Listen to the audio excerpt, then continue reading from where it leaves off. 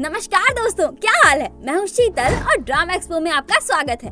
अब तक आपने देखा कि युनमिंग को निब्बी जलपरी की सच्चाई पता चल जाती है। अब आगे।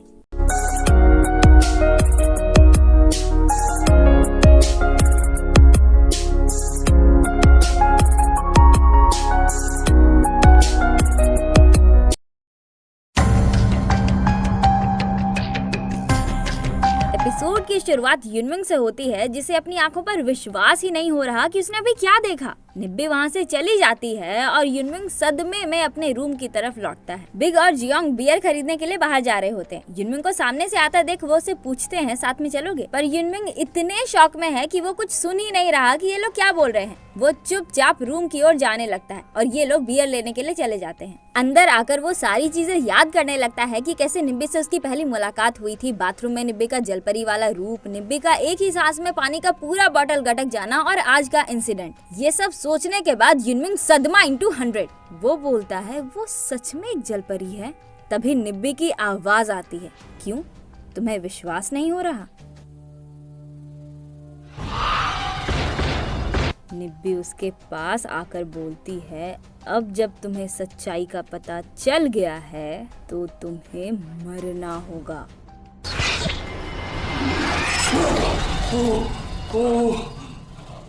हाय रब्बा, अच्छा हुआ ये सपना था। मेरी किडनी में तो सच में हार्ट अटैक हो गया था। बाबा टाइम बहुत खराब आ गया है। पहले हार्ट में होता था हार्ट अटैक, अभी किडनी में भी हार्ट अटैक होता है। No no no no.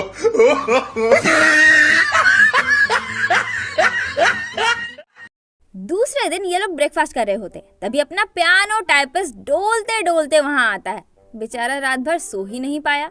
वो मदहोशी की हालत में हानी के ही बगल में आकर बैठ जाता है। जब हानी उसे आवाज लगाती है तो उसे देखकर हानी बोलती है, क्या हुआ, ऐसे कोई करता है क्या, डरा दिया मुझे। युनमिंग बोलता है, नहीं कुछ नहीं, वो मैं ठीक से सो नहीं पाया, और इधर वाले बेंच पर आकर बैठ जाता है। इस तरफ ऑलरेडी 3 लोग बैठे हुए होते हैं, इसलिए युनमिंग के बैठने की वजह से उन्हें दिक्कत होने लगती है। वो लोग युनमिंग को हानी की तरफ जाकर बैठने के लिए बोलने लगते हैं, पर अपना डरा हुआ युनमिंग उधर जाए भला। युनमिंग के इस बिहेवियर को देखकर निब्बी को बहुत अजीब लगता है और वो उसे घूरने लगती है। बेचारा अपना डरा हुआ युनमिंग उससे अपनी आंखें चुराने लगता है।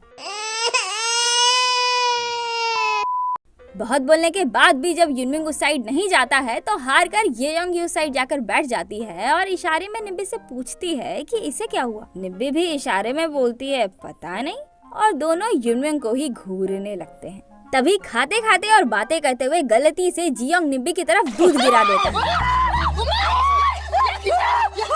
येयोंग जियोंग को जोर का डांट लगाती है। फिर निब्बी से पूछती है तुम ठीक हो, भींगी तो नहीं ना, और उसका शर्ट पोंछने लगती है। जियोंग निब्बी से पूछता है ये तुम्हारी फेवरेट शर्ट थी क्या? I am sorry, really sorry, मैंने जानबूझकर नहीं किया, गलती से हो गया। येयोंग हानी से बोलती है तुम भी थोड़ा ध्यान रखा करो। ये सारी चीजें युनमिंग ध्यान से देख रहा होता है और फिर अपने ख्यालों में खो जाता है। आई गेस इसने हानी के पानी की तिगड़म वाली कहानी फिगर आउट कर ली है। एनीवे, उसके बाद काम करते वक्त ये लोग कॉन्टेस्ट के लिए नए आइडियाज को लेकर आपस में डिस्कशन कर रहे होते हैं और अभी भी युनमिंग हानी से अपनी आंखें चुरा रहा होता है, जिस वजह से हानी उसे घूरे जा रही होती है।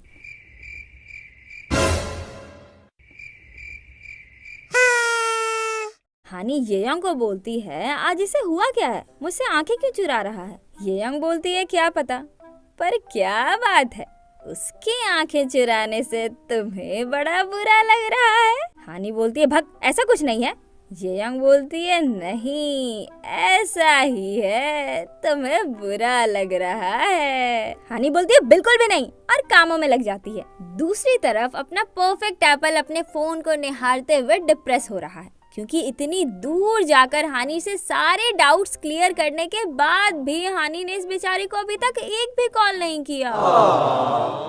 इधर इन सब का काम खत्म हो जाता है और ये लोग मिलकर चिल मार रहे होते हैं। तभी येयोंग निब्बी से बोलती है शिक्युंग का कॉल आया? निब्बी बोलती है अरे हाँ शिक्युंग, और उसे कॉल करने लगती है। बिग बोलता है ये क्या, आपने तो बोला था कि जब तक आपको जॉब नहीं मिल जाती आप उसे कॉल नहीं करोगी। जियोंग बोलता है वही तो, तुमने तो ये भी कहा था कि तुम प्यार के लिए भीख नहीं मांगोगी, सब खुश हो गया। येयोंग उन्हें बताने लगती है कि शिक्युंग ने खुद बोला है कि वो किसी को भी डेट नहीं कर रहा और इन सारी बातों से अपने युनमिंग का बहुत ज्यादा दिमाग खराब हो रहा होता है। जलन भाई जलन।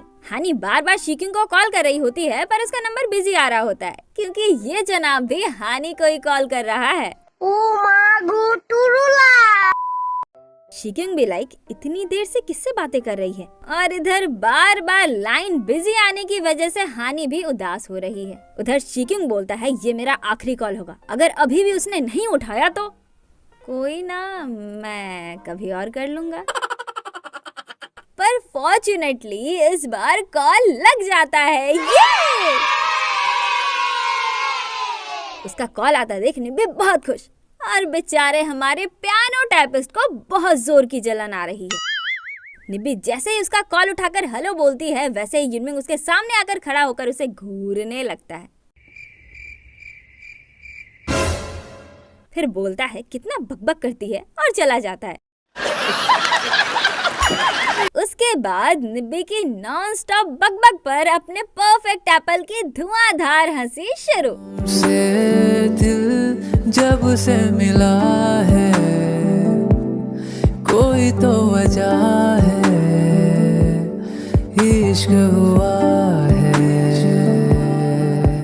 कॉल कट होने के बाद जब शिकिंग टाइम देखता है तो पता चलता है कि इन दोनों महाजन के बीच 40 मिनट बातें हुई हैं।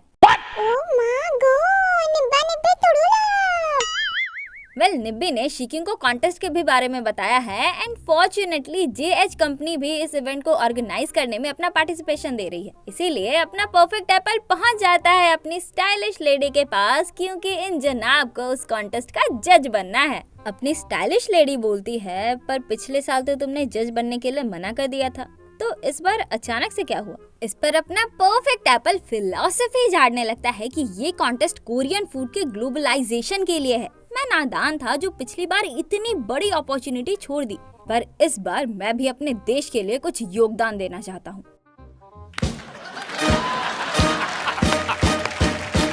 हिपोक्रेसी की भी सीमा होती है। फिर क्या था, अपनी स्टाइलिश लेडी अपने साथ साथ परफेक्ट एप्पल को भी जज बनाने के लिए मान जाती है। जी हाँ, अपनी स्टाइलिश लेडी भी उस कॉन्टेस्ट की जज है। अभी मजा आएगा ना भिड़ो। शिकिंग के जाने के बाद अपनी स्टाइलिश लेडी अपने लैपटॉप को निहारने लगती है जिसमें मान्या और उनके दुकान की फोटोज भरी पड़ी हैं। फिर खुद से ही बातें करने लगती है कि तू पागल हो गई है क्या, क्या क्या कर रही है, और फिर और भी ज्यादा गौर से उन फोटोज को निहारने लगती है। पहले ही फैसला कर ले, क्या चाहिए, क्या किस चीज की जरूरत है तुझे। इधर ये दोनों चिंदी आमने सामने से आ रहे होते हैं। युनमिंग की नजर जैसे ही हानी पर पड़ती है वो वहीं रुक जाता है। हानी उसके पास आने लगती है तो वो भागने की कोशिश करने लगता है। हानी पीछे से आवाज लगाती है, ओए युनमिंग। युनमिंग पीछे मुड़कर नॉर्मल एक्ट करने की कोशिश करते हुए रॉब से बोलता है, क्या।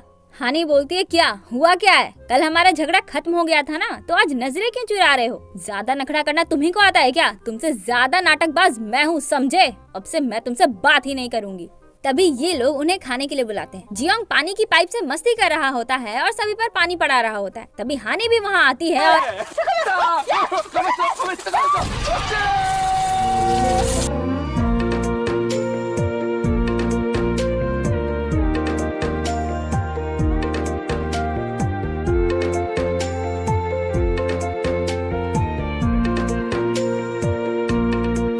जाने जाना, ओ जाने जाना, ओ जाने जाना।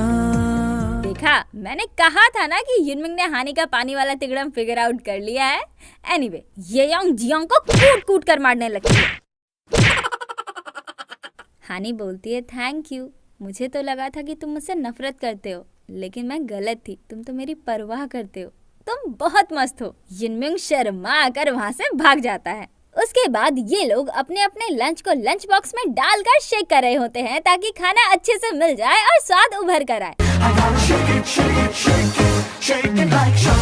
और इसी से अपने पियानो टाइपिस्ट को कॉन्टेस्ट के लिए एक नया आइडिया आता है। कोरियंस तो चॉपस्टिक के आदी होते हैं, पर उन फॉरेनर्स का क्या जिन्हें चॉपस्टिक्स उठाना तक नहीं आता।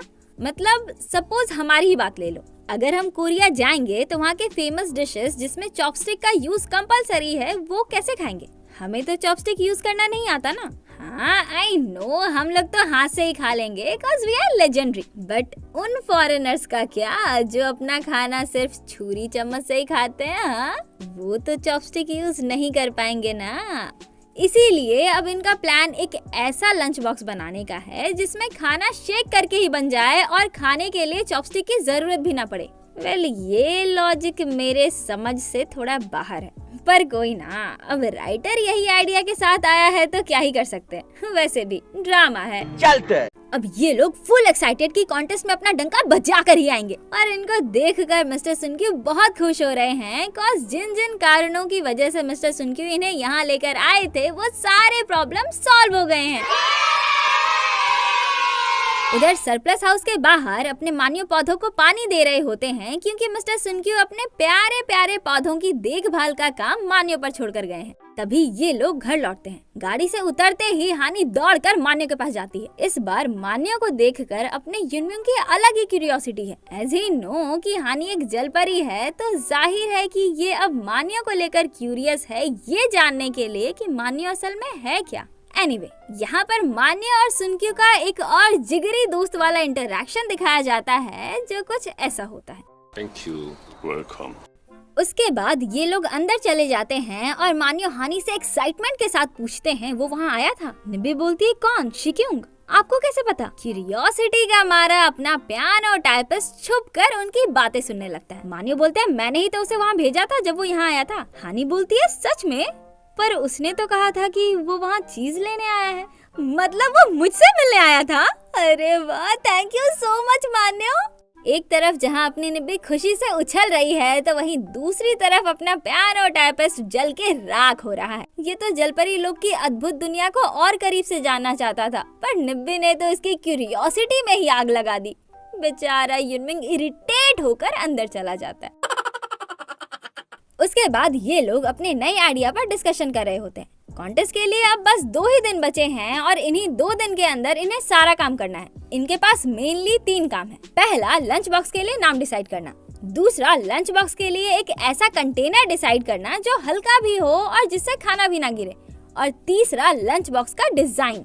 इसीलिए ये लोग आपस में काम बांट लेते हैं। लंच बॉक्स का नाम डिसाइड करने वाला डिपार्टमेंट हानी के पास, कंटेनर डिसाइड करने वाला डिपार्टमेंट बिग और जियोंग के पास और डिजाइन वाला डिपार्टमेंट अपने युनमिंग के पास। और इसी तरह ये लोग अपने अपने कामों में लग जाते हैं। उसके बाद येयोंग अपना लाइव शो चला रही होती है और इस बार ये शो में खाना नहीं खा रही है बल्कि गाना गा रही है। तभी फिर से उन्हीं लोगों का कॉल आता है जिन्होंने पिछले बार येयोंग का 2nd राउंड वाला ऑडिशन रिजेक्ट कर दिया था। वो लोग बोलते हैं कि आप 2nd राउंड पास कर गई हो। ये सुनकर येयोंग खुश हो जाती है और लाइव शो बंद करके ऑडिशन के 3rd राउंड का डिटेल्स पूछने लगती है। उसके बाद वो बिग के पास आकर खुशखबरी देती है कि वो 2nd राउंड पास कर गई है। ये सुनकर बिग भी बहुत खुश हो जाता है। वेल, 3rd राउंड में एक्टिंग करना है और वो अगले सप्ताह ही होने वाला है, इसीलिए बिग बोलता है मैं प्रैक्टिस में आपकी मदद करूंगा। येयोंग बोलती है तुम?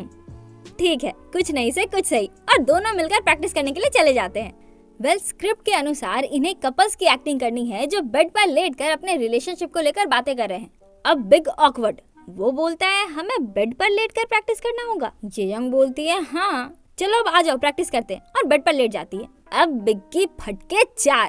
येयोंग बोलती है क्या कर रहे हो, लेटो जल्दी। नर्वसनेस से घिरा अपना बिग धीरे धीरे लेट जाता है और स्क्रिप्ट पढ़ने की एक्टिंग करने लगता है। अपने डायलॉग्स याद करने के बाद येयोंग उसे देखते हुए उसके करीब आने लगती है, ये बोलते हुए कि मुझे कैरेक्टर के मूड में आने दो फिर हम शुरू करते हैं। येयोंग को अपने करीब आता देख बिग फट के फट्टू हो जाता है। वो बोलता है रुको रुको मुझे बाथरूम जाना है, और दौड़कर वहाँ से भाग जाता है। बाथरूम में अपना चेहरा धोकर आईने में देखते हुए अपनी भावनाओं में आई उफान को वो शांत करने लगता है।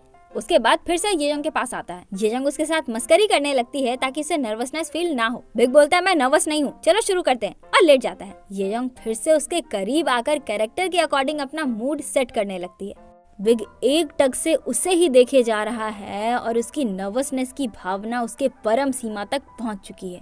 दोनों डायलॉग्स बोलना शुरू करते हैं। बिग घबराते हुए अपना डायलॉग बोलता है तुम अभी क्या सोच रही हो? येयोंग फुल इमोशन के साथ अपना डायलॉग बोलती है मैं नहीं चाहती कि हमारे बीच में चीजें अभी सीरियस हो। येयोंग अपना डायलॉग बोल रही है और बिग की नजर अब सिर्फ येयोंग के होठों पर है।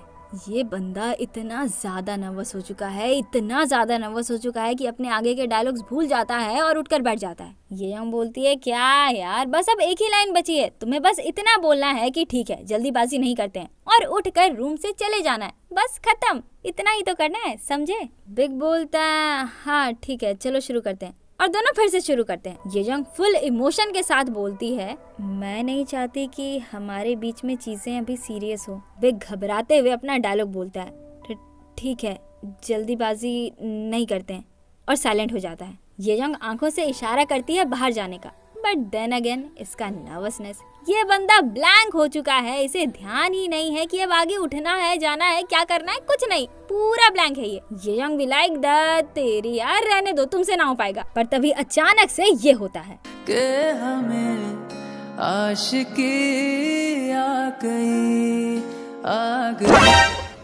बिग अपने होश में आता है और ये यंग को खुद से हटाकर बोलता है, माफ करना, पता नहीं मुझे क्या हो गया था, और वहाँ से भाग जाता है।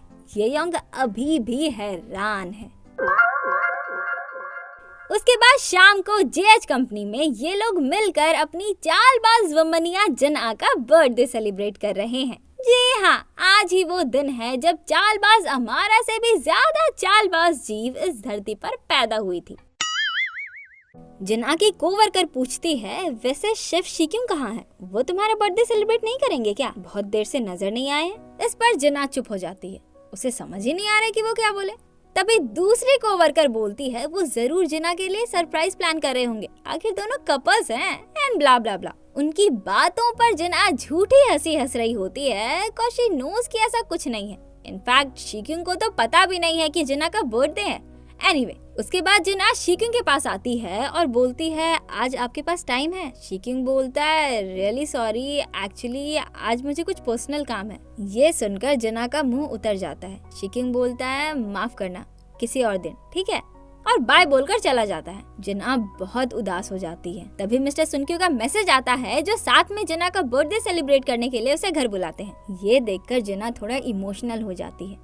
उसके बाद वो सरप्लस हाउस पहुंचती है। अंदर आते वक्त वो खुद से ही बातें कर रही होती है कि मैं जरूर पागल हो गई हूँ जो यहाँ आई। तभी उसकी नजर अंदर खड़े शिक्यूंग पर पड़ती है, जो निब्बी को फूलों का गुलदस्ता दे रहा है। ये देखकर जिना को बहुत बुरा लगता है और वो वहाँ से चली जाती है। और यहीं पर एपिसोड का ये पार्ट खत्म हो जाता है।